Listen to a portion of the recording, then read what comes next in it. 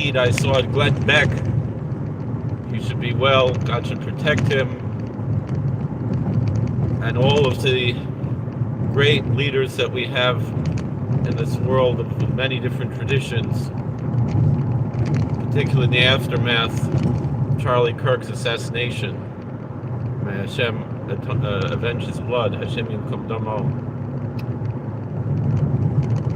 So Glenn Beck said, instead of calling Charlie Kirk a conservative firebrand, we should call him what he really was. That was a civil rights leader. And he said the truth of the matter is, since Dr. King, there haven't been too many of the real civil rights leaders in America. Most of the self-styled civil rights leaders have just been hucksters, trying to make a quick buck by intimidating people.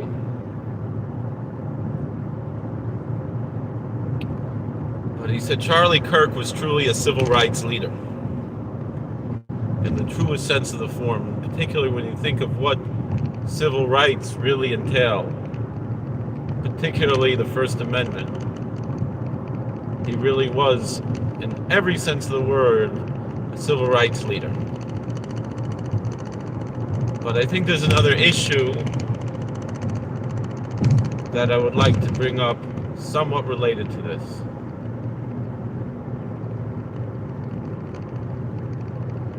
So my late father of blessed memory, would often say, there's no such thing as a hate crime. Every crime is a hate crime. What we call now a hate crime is really a thought crime, right? And I tend to agree with my father on that, because I don't want there to be such a thing as thought crimes. This is quite Orwellian.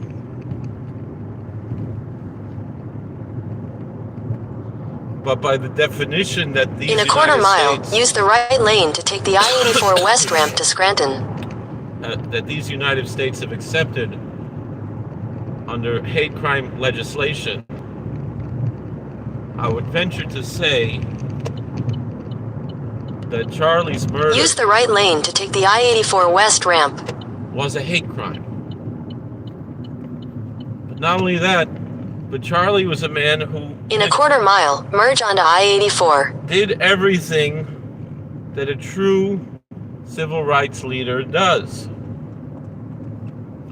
He spoke truth to power.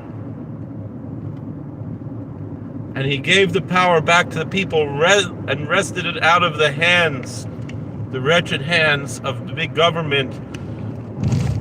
And the irony that they... Continue on I-84 for 27 miles. Dare accuse our side of fascism. Do they even understand what fascism is? Fascism is big government. When Mussolini, Yimach Shemo V'Zichro, heard about President FDR, fascism is some kind of a right-wing movement. It's only quote-unquote right-wing in the European sense. In America, conservatism is actually authentic and classical liberalism. And Charlie was an authentic and classical liberal. And I call him Charlie because I was contemplating about the impact that he had, particularly in the of his brutal and horrible assassination.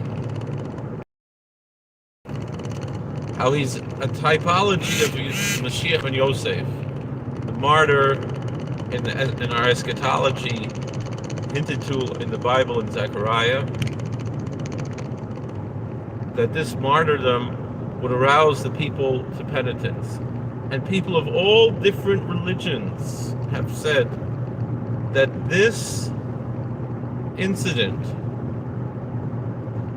inspired penitence, true penitence, in a way that cannot be measured. many, many Jewish people and people of other traditions as well. I saw a tweet from a Catholic fellow who said, he always went through the motions of religion, but this experience somehow made it real and made his heart attach to I. Daniel? Oh, hi, Daniel. Good to see you. Where am I going to? I'm going to work. Oh, Dylan. I thought it was Daniel. So, the point that I'm bringing out here is that really he was that typology of the Mashiach ben Yosef, of the eschatological figure who arouses penitence throughout the world. And I think there will be a great revival in America, and the greatness of it attached only to one religion.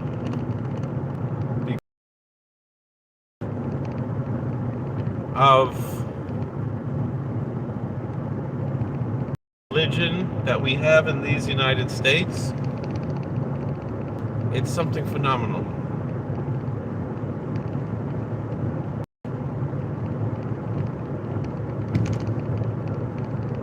I have my hands on the wheel. I'm not sure allowed to use hands-free devices, and I never saw anything like that in YouTube terms of service. I think you're just speaking on. In any event, this is the question though. If you're speaking truth to power,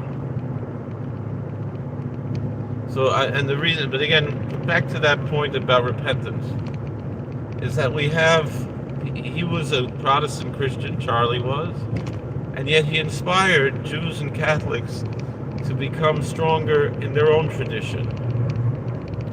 And that shows an archetype of a universal archetype to bring people back to God that is so needed in this time.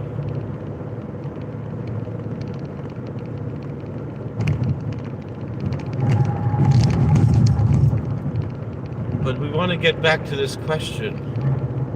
Was Charlie, but I wanted to say something else. I'm just calling him Charlie. Why? And I was contemplating about him, how people describe the experience that I felt as well, and I know many of us felt, that Charlie's murder struck at us. There was one fellow on Twitter, he wrote that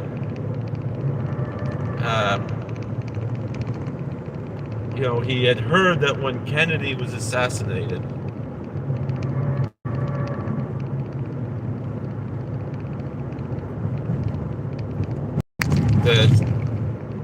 so Mitre asked, then you think God loves atheists who do good things? Our tradition teaches that God loves everybody. God loves even the most wicked people.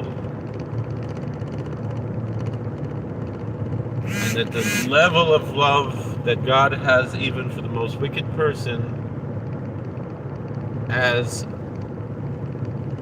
a human being, not necessarily for his deeds, but the love that God has for that person made in his image, even for the most wicked people, is greater than any love that any human being had for a child, that a parent had for a child in life, ever. That's the teaching of the Hasidic movement. That's what the Baal Shem Tov taught. And so there's no question that God loves atheists. And there are plenty of good atheists in the world. Now, he doesn't love their atheism, I would say. Or at least we, as people of God, should not love their atheism, but still try to, the best in our limited way, to try to emulate God and love those Even in the Christian tradition says love your enemies.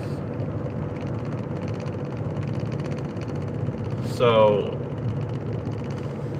I'm not a Christian, but there is an idea which is not really openly found in the Bible of hate the sin and love the sinner, right? And Jewish interpretation of Psalm 104 can be interpreted in that way, that where it says in the end, in Tamu Chatoim in Haaretz, that sins shall be removed from the earth. So the rabbis say, Chatoim v'lo chotim, that the sins should be removed and not the sinners. So, nonetheless, each community has a prerogative to identify what the community standards are. And so any religious community could have the right to say that the professed atheist is not part of their community. And that's something that I often mention, that, the Jewish faith does not include atheists. Now, people say, oh, you can be an atheist. Not that you can be a Jew and an atheist, you could be a Gentile and an atheist. In Judaism, there's nothing wrong to be a Gentile, but we, in our liturgy, recognize that we who are not Gentiles are not Gentiles. Why is it in the negative as opposed to the positive? Not because there's something negative being a Gentile any more than there's anything negative being a woman, which is also recognize that we don't live up to what it means to be a Jew. Well, let me finish this idea, and then we'll have to finish the live stream. So,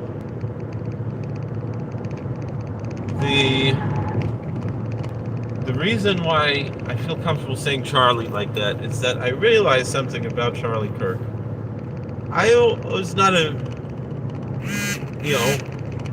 I didn't feel this huge connection to him the way I feel to Glenn Beck, to a lesser extent Mark Levin. I felt to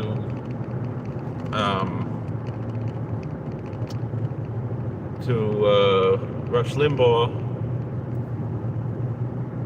and to a certain extent, even though I don't really agree with a lot of his things with Dennis Prager, but I think all of those men are somewhat like celebrities. To me, Charlie Kirk felt like the way he presented himself and so forth, and again, I didn't watch him that often, but if he was on the radio, I'd listen, and if something came up on the YouTube, I'd watch it. I didn't seek him out the way, like, in the morning, I wanted to see what does Glenn Beck have to say. I turn on the radio, I want to hear what Mark Levin has to say. Charlie Kirk was a little different, but it felt like he was almost like someone you knew. Not like a celebrity, but like a friend. And I think that's why people feel this loss, because they feel like they lost a friend. Those of us who never met him, never were in contact with him, and certainly the people who were friends with him.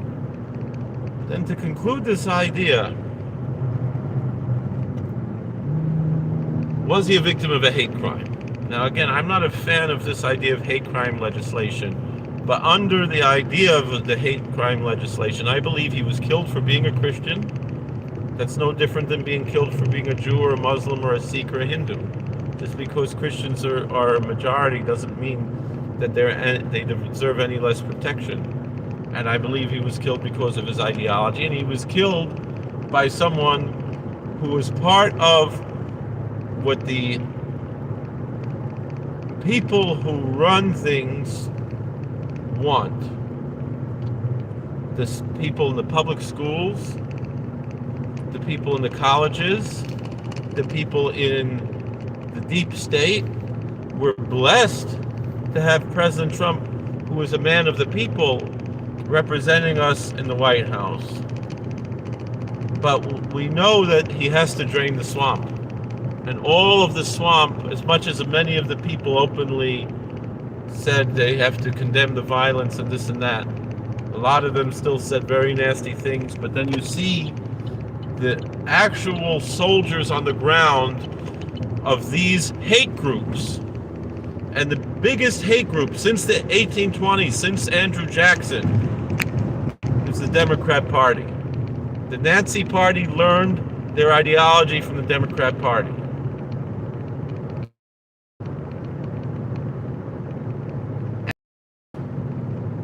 He was not only a victim of hate, but he was a victim of a hate crime. And just to make the point to the left, I believe that this person who committed this horrible crime should be tried on hate crime charges as well, and civil rights violation charges, because Charlie was a civil rights hero and he was a holy martyr. And as we saw the video from the Rebbe Rosh Yeshiva, Kol Demei Achicha Tzakem, that when Cain killed Abel, he thought he could shut up the mouth of Abel. Cain was a man of the earth, was a materialist, and Abel, his name means breath, Hevel means breath. He was a man of voice, he was a man of God.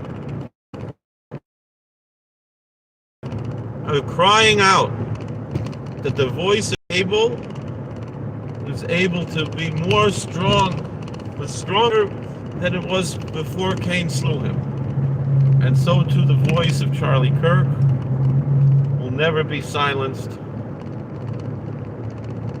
And I hope and pray that we see this great revival in these United States of America. People of all religions turn back to God, whatever tradition they have. Turn to God with a full heart, and a full mind, and a full soul, to love and fear God with all our hearts, all our minds, all our souls. We should all be blessed to do God's will and to see the Scholars Quote Shemayim, that may be that this was, whatever this typology was, many people say, right, British Israelitism say that the British people are the tribe of Ephraim, from where Mashiach ben Yosef is supposed to come. And maybe that's why this neshama was drawn to the Kedusha of Shabbos and to Havas Torah, to the holiness of the Sabbath and to the love of the Torah. Maybe there is something true to this British Israelitism stuff. And maybe he was the Mashiach ben Yosef, and so then we should be Zocha now to have the Mashiach ben David come, and the Scholars Quote Shemayim, and all of the good things in the world. Thank you for watching. God bless. Please like, share, subscribe, comment. We'll see you later.